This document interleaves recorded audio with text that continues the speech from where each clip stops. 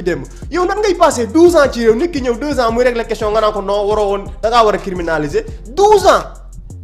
ngeen di xalaat ay am na sax ñu woowee ay pseudo intellectuel ñu toogoon ci ay plateau naan oui loolu mënut a nekk parce que àdduna bi pression bi ci fonds monétaire international ci banque mondiale dootoo jotati xaalis et ça c'est une réalité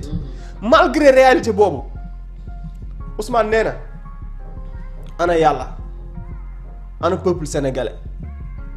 te loolu su ko waxee rek damay fàttalikuwaat ay propos yi ci jamono bi mu gënee metti de son côté mu won la ne loolu ngëm-ngëm la bu nekk ci moom mooy bii répression yi dalee ci kawam mbir yi metti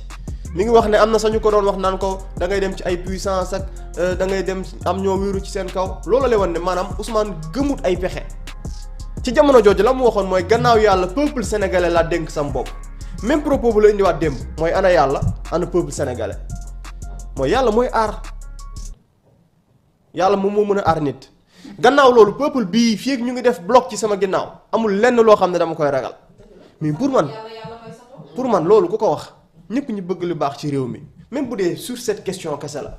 mais nañ def bloc nag ci ginnaawam ne ko ànd nañ ak yow ci lii parce que tey maa ngi lay wax ni la gis naa démb façon xataraayu bu ne ak tey jii ci suba gi ci presse internationale bi ci ay organisation yoo xam ne jug nañ taxaw ne waaw góor jigéen ñi Sénégal seen ay droit dañ koy salfaañe dañoo am loi boo xam ne dañoo doubler peine ba nangam ak nangam lu ne ñu wax ko donc ñooñu bu ñuy kaas man ni ma ko waxee mënuma xëy di kaasandoog ñoom donc fi situation bi toll Ousmane Sonko ñëw au pouvoir ñaar mooy am mooy da ngay ñëw nga constant wala nga ñëw changer say wax waxeet Ousmane Sonko ñëw ci contexte bu difficile ak li ma la wax ci conséquences yi lii mën a indi mu ñëw taxaw assumer waat position boobu ak clarté sëñ bi amul ambiguïté